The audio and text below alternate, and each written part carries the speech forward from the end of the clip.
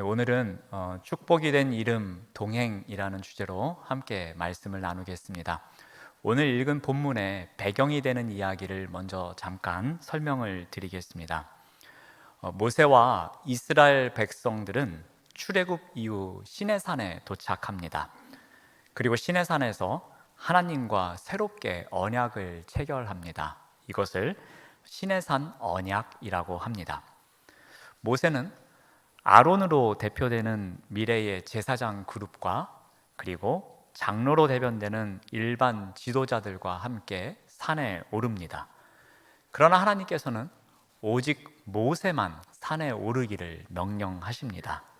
모세만 하나님께 가까이 접근하는 것이 허락이 되어지고 다른 사람들은 멀리서 하나님을 경배케 합니다. 이것은 다른 사람들보다 훨씬 뛰어난 모세의 권위와 더불어 그 자신과 하나님과의 친밀성을 드러내고 있는 것 같습니다. 이곳에서 하나님께서는 모세에게 새로운 제의법에 대해서 명령을 하십니다. 그리고 그러한 가운데에 하나님께서 이스라엘 백성 가운데에 존재하는 것에 대해서 말씀을 하십니다. 특히 이스라엘 백성 가운데서 어떻게 존재할 것인지, 바꿔 말하면 어떻게 백성들과 동행할 것인지를 말씀하시는데 성소를 지으라고 명령하십니다. 우리 출애굽기 25장 8절 말씀을 봅니다. 내가 그들 중에 거할 성소를 그들이 나를 위하여 짓되.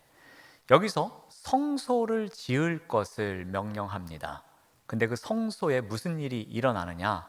하나님께서 거할 곳이다 라고 말씀하십니다. 이 거하다라는 것은 하나님의 입장에서 보면은 택한 백성들 가운데서 계시다라는 의미를 갖고 있습니다. 그런데 백성들 입장에서 보면 하나님께서 거하신다라는 것은 하나님의 각별한 보호, 하나님의 특별한 은혜가 있음을 이야기합니다. 하나님은 모세를 향해서 하나님께서 택한 백성 이스라엘 가운데 거하면서 그들을 보호할 것이고 그들에게 은혜를 내려주실 것이니 그 거할 처소를 마련하라고 말씀하시는 것입니다. 자, 하나님께서는 백성 가운데 존재하기 위해서 애굽에서 이 백성들을 이끌어내셨다라고 또 다시 말씀하십니다. 우리 출애굽기 29장 46절 말씀을 봅니다. 그들은 내가 그들의 하나님 여호와로서 그들 중에 거하려고 그들을 애굽 땅에서 인도하여 낸 줄을 알리라. 나는 그들의 하나님 여호와니라. 이 말씀이 시내산 언약의 핵심입니다. 내가 너희들을 출애굽시킨 목적이 있는데 그 목적은 내가 너희들에게 거하기 위함이다 라고 말씀하십니다. 즉 나의 백성인 너희들과 동행하기 위해서 너희들을 출애굽시켰다라고 말씀하십니다. 그러면서 나는 너희들의 하나님 여호와가 된다라고 말씀하십니다. 즉 하나님께서는 백성들과 동행하며 그들에게 복을 주시며 그들에게 은혜를 베푸시기 위해서 이곳에 왔다라고 말씀하십니다. 자, 그런데 문제가 발생합니다.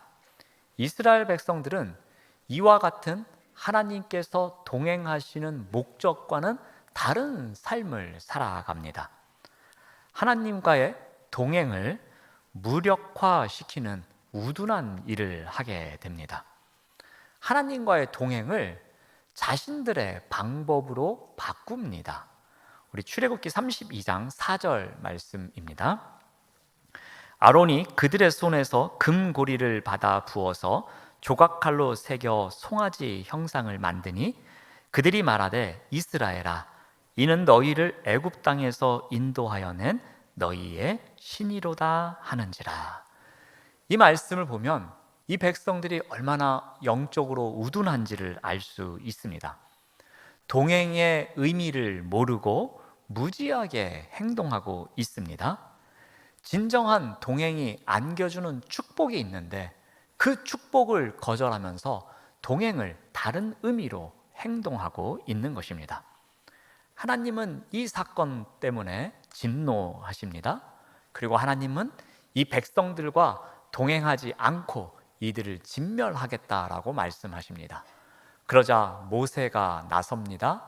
그리고 하나님 앞에 엎드려 기도하는 가운데 모세의 간곡한 간청으로 인해서 백성에게 내릴 재앙을 돌이키십니다. 자, 그런데 후유증이 남습니다. 이전에 하나님과 이 사건이 일어난 이후에 하나님의 마음이 달라집니다. 분명히 하나님께서는 백성들과 동행하기 위해서 그들을 출애굽시키셨고 또 그들과 같이 동행하기 위해서 머물 성소를 지을 것을 말씀하셨습니다. 그들과 함께하며 그들에게 복을 내려주시고 그들에게 은혜를 베푸실 것을 말씀하셨는데 무지한 백성들이 그 동행의 의미를 알지 못하고 금송아지 안에다가 하나님을 가두려고 하는 그러한 무모한 일을 하게 됩니다. 이 일로 인해서 후유증이 남게 되는데 하나님의 마음이 이전과 달라집니다. 자, 어떻게 달라졌는지 한 3가지 정도를 살펴보겠습니다. 먼저 하나님께서는 나는 안 했다 하면서 시치미를 뚝 떼십니다. 우리 출애굽기 33장 1절 말씀을 봅니다. 여호와께서 모세에게 이르시되 너는 내가 애굽 땅에서 인도하여 낸 백성과 함께. 자, 이 말씀을 보면 조금 이상한 부분이 있습니다. 여호와께서 말씀하십니다. 내가 애굽 땅에서 인도하여 낸 백성이다라는 표현을 씁니다. 이 말은 이스라엘 백성을 자신이 애굽에서 끌어냈다라고 하는 표현과 반대입니다. 그렇게 말씀하지 않으시고 여기서 말하는 내가는 모세입니다. 모세가 애굽에서 백성들을 이끌어냈다라고 말씀하십니다. 지금까지 하나님께서는 이 이스라엘 백성들을 인도하신 주체가 여호와 하나님이라고 말씀하셨습니다. 그런데 갑자기 내가 백성들을 애굽에서 이끌어왔다라고 말씀하십니다. 금송아지 사건 이후에 아직도 하나님과 이스라엘 백성들의 관계가 회복되지 않은 것처럼 보여집니다. 또는 모세를 강하게 질책하는 것처럼 보여지기도 합니다. 분명히 우리가 조금 전에 읽었던 출애굽기 29장 46절에서는 하나님께서 말씀하셨습니다. 내가 그들 중에 거하기 위해서 그들을 애굽 땅에서 인도하였다라고 말씀하셨어요. 그런데 33장에 와서 하나님께서 말씀하시기를 모세야 내가 애굽 땅에서 불러내지 않았느냐, 나는 이런 거 안 했다라고 시치미를 뚝 떼고 계십니다. 한번 예를 들어 보겠습니다. 이러한 경우가 비슷할 것 같습니다. 부자인 아버지가 계십니다. 그리고 그 아들이 있습니다. 아들이 집을 살 수 없는 상황입니다. 그래서 아버지와 의논합니다. 아버지, 저와 관계가 좋으시니까 우리 큰 집을 사서 아버지와 함께 가서 삽시다 라고 이야기를 합니다. 그래서 아버지가 답변합니다. 그래, 내가 돈을 얼마 줄 테니 좋은 집을 하나 사도록 하렴 합니다. 함께 살기로 약속을 했습니다. 아들이 부동산에 가서 집을 계약했습니다. 그런데 아버지와 아들 사이에 문제가 생겼습니다. 그래서 아버지가 시치미를 뚝 뗍니다. 내가 언제 그런 말을 했느냐? 나는 집값을 대줄 수 없노라 라고 합니다. 내가 계약을 했으니 내가 알아서 하라라고 합니다. 마치 이와 같은 일이 벌어진 것입니다. 하나님께서 분명히 너희들에게 내가 함께 하겠다고 했음에도 불구하고, 그래서 너희들을 애굽에서 불러내었다라고 말씀함에도 불구하고 이제는 나는 그런 적이 없다라고 시치미를 떼고 계십니다. 또 하나님의 마음이 이렇게 바뀌었습니다. 나는 안 간다라고 고집을 부리십니다. 우리 33장 1절 말씀을 봅니다. 여기서 떠나서 내가 아브라함과 이삭과 야곱에게 맹세하여 내 자손에게 주기로 한 그 땅으로 올라가라 라고 말씀하십니다. 하나님께서는 모세에게 말씀하십니다. 자, 그러면 여기를 떠나라. 그리고 너희들에게 약속하신 그 땅으로 올라가라 라고 말씀하십니다. 이스라엘 백성들이 죄가 있음에도 불구하고, 그들이 금송아지 사건으로 무모한 행동을 했음에도 불구하고 하나님께서는 그들이 그 땅으로 들어가야 한다라는 신실함에는 변함이 없는 것 같습니다. 자, 그런데 문제가 있습니다. 우리 33장 2절 말씀을 봅니다. 내가 사자를 너보다 앞서 보내겠다라고 말씀하십니다. 하나님은 지금까지 때로는 구름 기둥으로, 때로는 불 기둥으로 이 백성들과 동행하며 함께 하셨습니다. 그런데 이제 마음이 달라지셨습니다. 그러면서 하시는 말씀이 무엇입니까? 사자만 앞서 보내겠다라는 겁니다. 이 내용이 구체적으로 어떤 말인지 3절에서 이렇게 말합니다. 너희를 젖과 꿀이 흐르는 땅에 이르게 하려니와 나는 너희와 함께 올라가지 아니하겠다라는 겁니다. 하나님께서 말씀하십니다. 나는 안 가. 나는 거기 안 올라간다니까 라고 지금 말씀하고 계시는 겁니다. 아마도 하나님의 마음에는 아직도 앙금이 남아있는 것처럼 보여집니다. 자, 아버지와 아들의 이야기로 또 한번 비유를 해보겠습니다. 아버지가 말합니다. 나는 안 간다. 너나 가라 라고 말씀하십니다. 부족한 돈은 내가 조금이라도 보태줄 테니 너만이라도 가도록 해라 라고 말씀하십니다. 그런데 문제가 있습니다. 그 큰 집에 아버지가 함께 가셔야지만 관리비가 해결이 되는데 아버지가 안 가신다라는 겁니다. 이사를 가더라도 큰 문제가 남아있는 것입니다. 그 큰 집을 함께 살면서 경영해갈 능력이 없는 것이었습니다. 아들만 가도, 아들만 이사를 가도 큰 문제가 남아있는 상황입니다. 또 하나님께서는 이렇게 말씀하십니다. 그렇다면 내가 다시 생각은 해보겠다라고 말씀하십니다.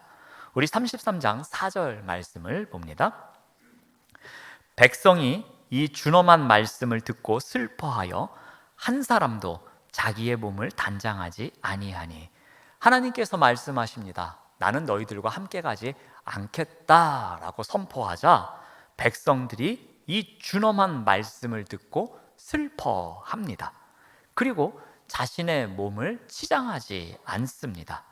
이것은 무엇인가 애도하는 마음을 갖는 겁니다.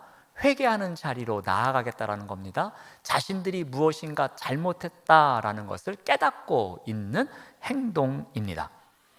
회개의 자리로 나아가고 있는 백성들을 향하여서 하나님께서는 계속 말씀하십니다. 5절 말씀을 봅니다. 너희는 장신구를 떼어내라. 그리하면 내가 너희에게 어떻게 할 것인지 정하겠노라 라고 말씀하십니다. 전제 조건이 있습니다. 너희들이 그러면 소중하게 생각하는 것을 버릴 정도로 순종하는 마음이 있다면, 너희들이 지금 너희들 힘으로도 살아갈 수 있노라 라고 목이 뻣뻣하여 하고 있는데 그것을 회개하는 마음으로 순종한다면, 그렇다면 어떻게 할 것인지 내가 생각해 보겠다라고 말씀하고 계시는 겁니다. 순종의 자리로 나아갈 것을 요구하고 있습니다. 다시 아버지와 아들의 이야기로 비유를 잠깐 말씀드립니다. 아버지께서 이렇게 말씀하십니다. 그러면 내가 다시 생각해 보겠는데 이리 와서 각서를 써라 라고 하십니다. 자, 1번 어떻게 하겠다, 2번 어떻게 하겠다. 내가 부르는 대로 각서를 쓰고 이대로 내가 순종을 한다면 내가 한 번은 생각해 보겠다라고 말씀하는 것과 같습니다. 내가 나 없어도 잘 살 것처럼 그렇게 떵떵거리는데 어디 한번 너를 다시 믿을 수 있는지 내가 두고 보겠다라는 마음입니다. 하나님께서는 이스라엘 백성들과 시내산 언약을 맺으셨습니다. 그런데 그 언약을 버리시겠노라라고 말씀하십니다. 내가 너희들과 동행하지 않겠다라고 말씀하십니다. 너희가 더 이상 나의 백성이 아니다라고 말씀하십니다.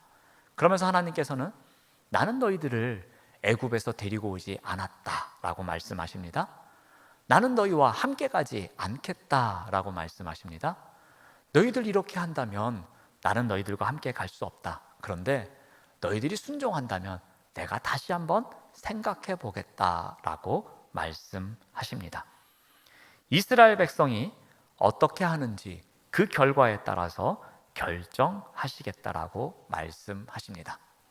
여기까지 보면 하나님께서 동행하지 않으실 것이고 그 동행하시면서 주시는 복과 은혜를 누릴 수 없는 상황처럼 보여집니다.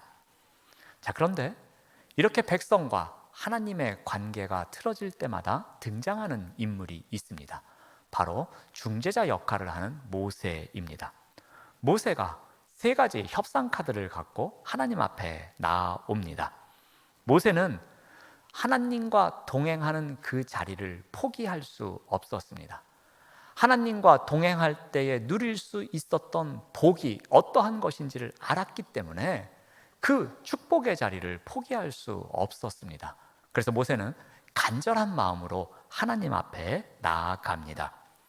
자, 모세의 첫 번째 협상 카드는 자신의 이름을 걸고 자신의 신용을 걸고서 하나님 앞에 나아갑니다. 우리 출애굽기 33장 12절 말씀을 봅니다. 주께서 전에 말씀하시기를 나는 이름으로도 너를 알고 너도 내 앞에 은총을 입었다라고 말씀하십니다. 모세는 진노의 대상인 백성들의 이야기를 하지 않습니다. 오히려 그들의 이야기를 꺼내봤자 하나님의 진노를 더 살 것처럼 생각합니다. 그래서 모세는 인정과 신임을 받고 있는 자신의 이름을 이야기합니다. 자신의 이름을 신용으로 담보 잡습니다. 그래서 나는 이름으로도 너를 알고 라는 표현에 나오는 것처럼 모세라는 이름 하나만 봐주십시오 라고 나아갑니다. 하나님, 제 이름으로 하나님과 저의 관계는 통하는 것이 아닙니까? 라고 이야기합니다. 어떻게 이러한 일이 가능했습니까? 우리 11절 말씀을 봅니다. 사람이 자기의 친구와 이야기함 같이 여호와께서는 모세와 대면하여 말씀하시는 관계였습니다. 그러니까 모세의 이름, 이것 하나면 하나님과 모세의 관계는 모든 것이 통하는 상황이었습니다. 백성들은 신용 불량자였지만 모세만큼은 하나님 앞에서 VIP 대접을 받을 수 있는 관계였습니다. 하나님, 제 이름 알지 않습니까? 이 이름을 통해서 나의 모든 것을 알고 있다라고 저에게 말씀해 주지 않으셨습니까? 제 이름이면 믿어줄 수 있노라라고 말씀하지 않으셨습니까? 그러니 백성들을 보지 말고 저를 봐서라도 우리와 동행하여 주시옵소서라고 하나님께 간절히 매달리고 있는 것입니다. 자, 두 번째 협상 카드는 모세가 이번에는 엄살 작전으로 나아갑니다. 우리 13절 말씀을 봅니다. 원하건대 주의 길을 내게 보이사 내게 주를 알리시고 나로 주의 목전에 은총을 입게 하시며. 자, 지금 백성을 지도할 모세는 엄살을 부립니다. 자신의 무지함과 무력함을 호소합니다. 하나님께서 하나님의 길을 보여주셔야지만 제가 한 걸음이라도 나아갈 수 있습니다. 만약에 하나님께서 하나님의 길을 저에게 보여주지 않으시면은 저는 무지해서 하나님도 알 수 없습니다. 제가 무지해서 하나님도 알 수 없는데 어떻게 제가 한 걸음이라도 나아갈 수 있겠습니까? 저는 아무것도 할 수 없습니다 라면서 엄살을 부리고 있습니다. 이 엄살을 부리면서 하나님께서 동행해 주셔야지만, 하나님께서 은총을 베풀어 주셔야지만 우리 공동체가 앞으로 나아갈 수 있습니다 라고 하나님께 간절히 매달리고 있습니다. 세 번째 모세의 협상 카드는 맞불 작전입니다. 우리 출애굽기 33장 13절 말씀을 봅니다. 이 족속을 주의 백성으로 여기소서라고 합니다. 이것은 백성의 진정한 주인이 누구입니까? 라는 질문과 똑같은 이야기입니다. 하나님께서 백성의 주인은 누구라고 이전에 선포하셨습니까? 내가 안 그랬다 라면서 내가 이 백성을 애굽으로부터 이끌고 오지 않았느냐, 그러니 내가 이 백성의 주인이다, 내가 주인 노릇해라 라고 모세에게 모든 것을 떠민 상황입니다. 자, 그런데 이제 모세는 그 하나님의 말씀에 대해서 어떻게 맞대응을 합니까? 이 백성을 이끄신 이는 하나님이십니다. 그러니 하나님, 이 족속을 주의 백성으로 여기십시오. 하나님이 이 백성의 주인입니다 라고 하나님 앞에서 선포하고 있는 것입니다. 이 말은 바꿔 말하면 하나님께서 함께 가셔야 합니다. 하나님께서 이 백성의 주인이시니 하나님께서 책임지시고 끝까지 동행하셔야 합니다 라고 하나님께 맞대응을 하고 있는 것입니다. 이러한 모세의 세 가지 협상 카드에 대해서 하나님께서는 어떻게 반응을 하십니까? 우리 출애굽기 33장 14절 말씀을 봅니다. 여호와께서 이르시되 내가 친히 가리라 라고 말씀하십니다. 하나님은 다시 백성들과 동행하겠다라고 선포하십니다. 이 부분은 이스라엘 백성들에게 있어서 매우 큰 전환점입니다. 왜냐하면 하나님께서 함께 가시느냐, 하나님께서 함께 가시지 않느냐는 이 백성들에게 있어서는 큰 일이었습니다. 이것이 바로 전환되는, 그 차이점이 바뀌는 그러한 순간이었습니다. 바꿔 말하면 축복이 함께 가느냐, 그렇지 않느냐의 전환점이 바로 이 부분에 놓여 있는 것입니다. 자, 그렇다면 왜 하나님께서 동행하는 것이 이렇게 중요한 축복이었느냐라는 겁니다. 모세가 간절히 매달리며 하나님 앞에 협상할 정도로 하나님이 함께 가는 것이 과연 어떠한 축복이냐라는 것입니다. 그 점을 한번 잠깐 살펴보겠습니다. 첫 번째, 동행이 축복인 이유는 참된 쉼이 있기 때문입니다. 우리 출애굽기 33장 14절 말씀을 봅니다. 내가 친히 가리라, 내가 너를 쉬게 하리라. 하나님의 동행이 없다면 모세는 과연 어떠했을까라는 것입니다. 모세는 알고 있었습니다. 우리는 목자 없는 양과 같이 된다라는 것입니다. 모세는 목자가 있는 양떼와 목자가 없는 양떼의 삶이 얼마나 큰 차이가 있는지를 알고 있었습니다. 목자가 있어야 양떼는 먹거리가 해결됩니다. 목자가 있어야 양떼는 안전하게 쉴 수 있습니다. 목자가 있어야만 그 양떼가 갈 곳을 가고 가지 말아야 할 곳을 가지 않는 것을 모세는 알고 있었습니다. 다윗의 고백에서도 목자의 중요성에 대해서 이야기합니다. 우리 시편 23편 1절 말씀이 이러하지요. 여호와는 나의 목자시니 내게 부족함이 없으리로다 라고 다윗이 고백합니다. 다윗은 여기에서 목자가 되시는 여호와, 내 인생의 목자가 어떠한 일을 하는지를 알고 있었던 것입니다. 그 목자가 어떠한 일을 합니까? 내게 부족함이 없게 해주시는 분이 바로 목자였습니다. 그래서 그 목자가 때로는 푸른 풀밭에 가서 풀을 마음껏 뜯게 해줍니다. 때로는 쉴만한 물가로 가서 갈증이 나는 양떼들에게 물을 먹이기도 합니다. 때로는 사망의 음침한 골짜기를 지나는 그 순간에도 두려움이 없도록 지켜주시는 역할을 하고 있습니다. 양떼에게 참된 쉼이 어떠한 것인지를 알려주고 그렇게 살아가도록 인도하시는 분이 목자다라는 것을 다윗의 시편을 통해서 우리가 알 수 있습니다. 모세도 이것을 알고 있었던 것입니다. 목자가 동행을 해줘야지만 정신적인 쉼이 있는 것이고, 목자가 동행을 해야지만 물리적인 쉼이 있는 것이고, 목자가 함께 할 때에 다양한 분야에서 진정한 쉼이 있음을 알고 있었습니다. 우리가 코로나 때문에 꽤 오랜 시간, 어려운 시간을 보냅니다. 이러한 시간을 보내는 동안에 제가 10주간에 걸쳐서 감정의 장벽 시리즈로 설교의 말씀을 나누었습니다. 이 말씀을 나눈 의도는 이러했습니다. 이 어려운 시기를 보내는 때에 우리가 감정의 장벽 때문에 더 힘든 삶을 살아갈 수 있는데 그러한 힘든 삶을 살아가지 않았으면 좋겠다라는 마음이 있었습니다. 말씀을 통해서 하나님께서 우리와 동행해 주시고 우리의 감정을 만져주시는 가운데에서 우리가 하나님을 만날 수 있고 하나님의 위로를 느낄 수 있겠다라는 마음에서 감정의 장벽 시리즈로 긴 시간 동안에 설교를 드렸습니다. 그 시간을 통해서 나 혼자가 아니라 하나님과 동행하고 있구나라는 것을 경험할 수 있는 시간이 되기를 바라는 마음으로 그 말씀을 나누었습니다.